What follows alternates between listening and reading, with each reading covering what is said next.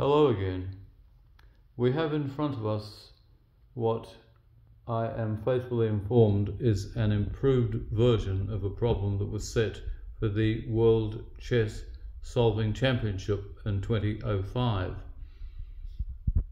I haven't seen the original one, but I've certainly had a jolly good look at this, and it does take some solving, there's no question about that.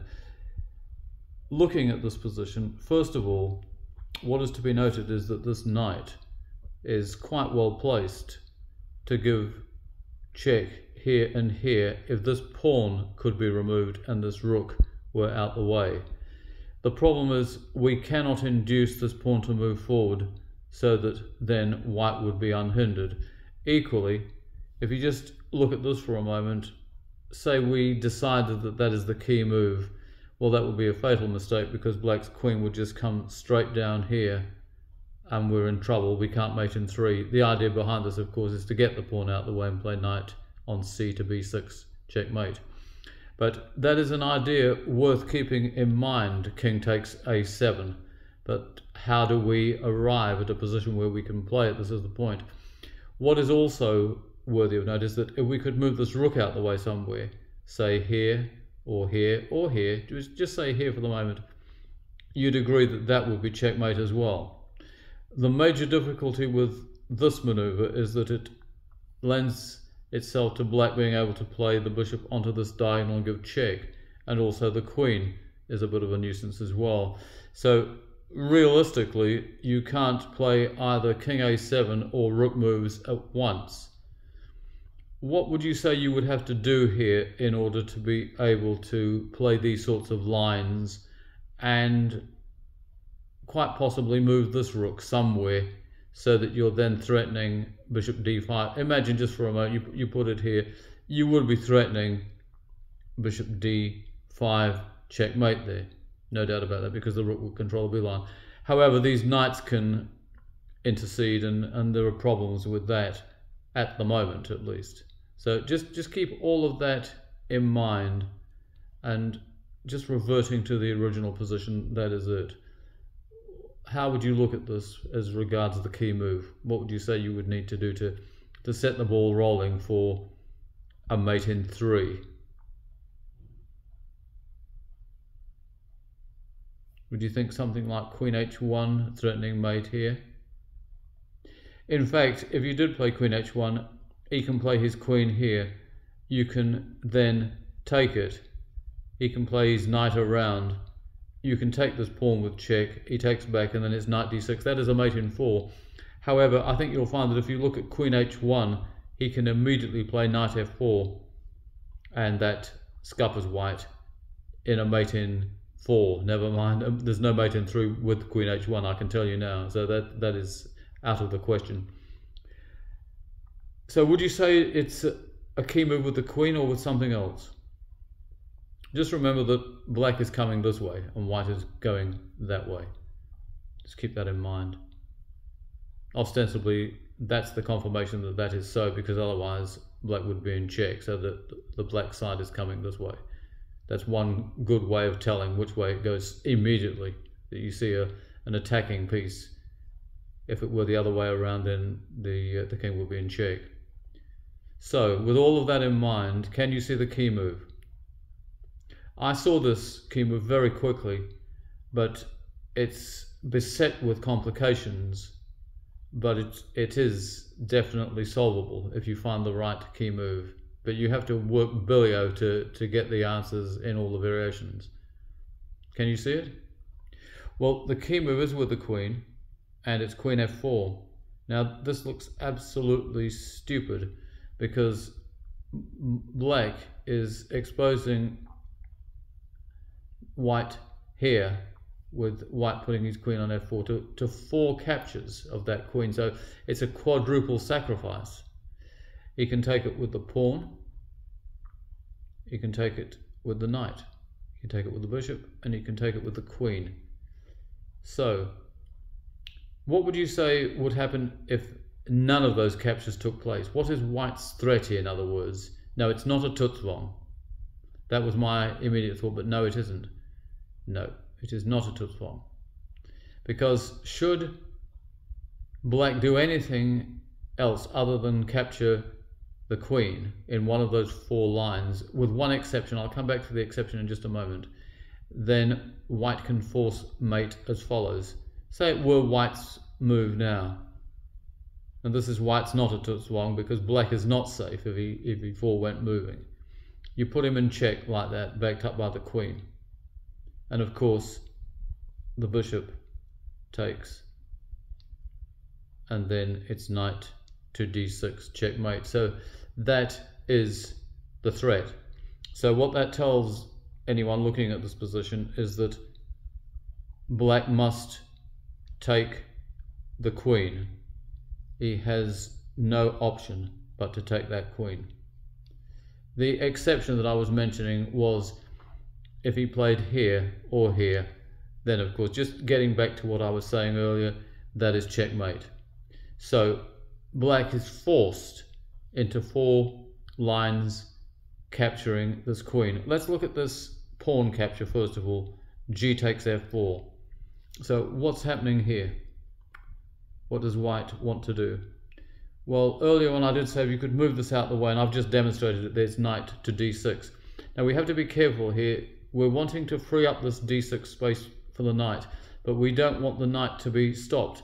For instance, if you were silly and played your rook here, it's lending itself open to the objection that black can take here and stop your knight. So what you do is you play rook e6, and then there's no defense. It doesn't matter what black does to knight d6. If he takes the pawn, or he takes down here, there's just nothing. You notice how this pawn is blocking the opportunity of the bishop going there, stopping that. So that is checkmate. So that's variation 1, and that is not a problem. So we played queen to f4, and we've tried g takes f4. Which one next?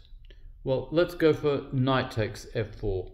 I've selected this as variation 2 in this for black's replies for the very good reason that you could so easily fall into thinking, oh, it's a formality, it's rook e6, it doesn't matter if he takes it, we can play here and that's mate, and it doesn't have a problem here at all, so there's no problem, we can just play that. Well, no, you can't. Why can't you? Can you see it? Well, because if you played that, he'd play here. You notice how in moving the knight, he's left a square available, the pawn can push on. And then if you were to come in here, check, you'd be mortified to discover that he has a flight square there. So how do we get around that one? Just take a look at that for a moment. So queen f4, knight f4, and we don't want to play rook e6, so what do we do instead? Well, congrats to anyone who's seen it.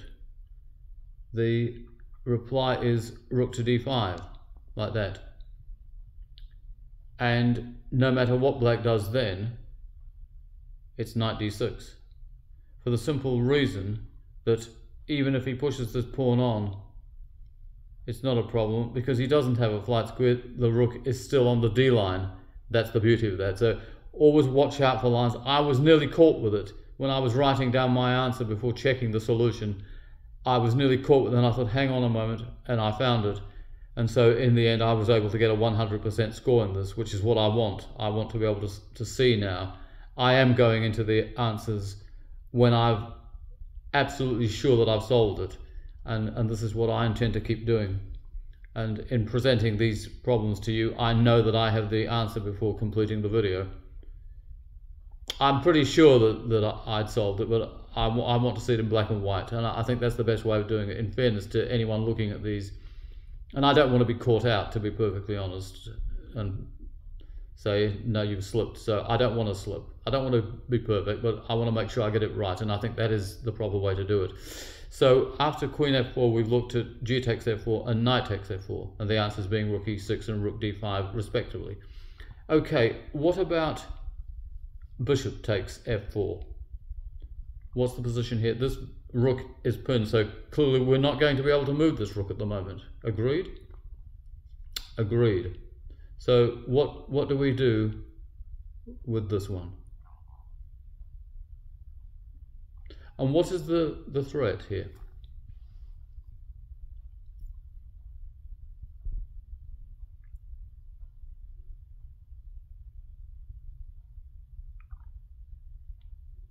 Bishop f4. Yeah. Just take a look at that. What is White wanting to do here so that he can threaten on the next move something?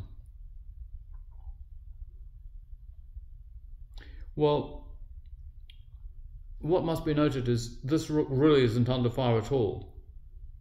What is more of a nuisance is the fact that it can't move. However, should black take this, then knight takes d6 is checkmate. So white needn't really trouble himself all that much, so long as he doesn't move this knight anywhere. Can you see the reply to bishop f4? So, like I say, it can't be a rook move. It can't be rook e6 or rook d5 or anything else with that rook. It must be with a different piece. What about the other rook? Do you remember me saying before, come down here and threaten bishop d5? Is that acceptable here? Well, no, it isn't. We'll just demonstrate what is acceptable, and then that proves that anything else would not work. There's only one reply here that works, and it is rook here. Now, there's a very good reason for playing it there. Can you see why? Well, what we're threatening is this, and that's checkmate. We're controlling the B line so that the king can't take flight. Of course, like I've just said, should he take the rook, then it's knight d6 mate. So how does he cover this d5 square? You notice how the bishop here is now hampering knight f4, which would help black. So the only move that he has is this, which is a self-block. He's taking away his flight square. Can you see the winning move? Yep. That's not a problem now, is it? Bishop b5, not bishop d5, but bishop b5. And he doesn't need the rook to control this. Isn't that wonderful? What a checkmate. So, there's only one reply left, and that's with the black queen. Let's take a look at that. We played queen f4. We tried 1, 2, 3. And the fourth reply is here. Now, how do we deal with this? Do we deal with this in a similar way to with bishop f4? Well, you'd think you would, wouldn't you? Because, you know, same, if queen takes d6, then it's knight takes d6 mate, and that is a fact. That holds true for anything on that h2 to b8 diagonal there. Yeah, there's not a problem. So long as the knight is here, it can recapture with checkmate. So why don't we just take a look at this and see if this would work? He's threatening bishop d5. Yes, he is. Yeah, but why doesn't it work? Well, it doesn't work because with the queen, you can move along the ranks and files as well as the diagonals, unlike the bishop. Now, the queen can come here and stop bishop d5. And if he plays bishop b5, he's not self-blocking. He has an escape route. So we have to look at this a bit differently. We have to think out of the box, as it were.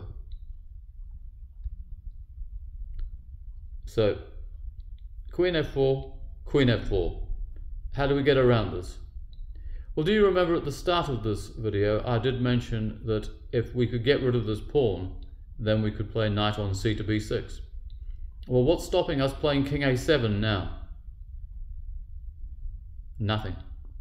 Because with moving this queen away, he's no longer able to get to the 7th rank. So if we answer queen f4 by black with king a7, how does he defend against checkmate on the next move?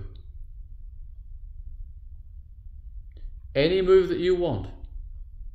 Look at any move there that you like. He can queen this pawn, he can move the knights, he can take this rook if he wants, but don't forget, it's knight d6. But what is interesting to notice, let him take the rook and not play. I'm not going to play knight d6, I'm going to play there. And that's checkmate as well, isn't it? Just make sure everything's covered. The bishop covers the rook, the bishop's in the way of the queen and the knight gives check, covers, all covered. Checkmate. What an excellent problem that is. I trust you enjoyed that one just as much as I hope you've enjoyed all of the others. and goodbye to you.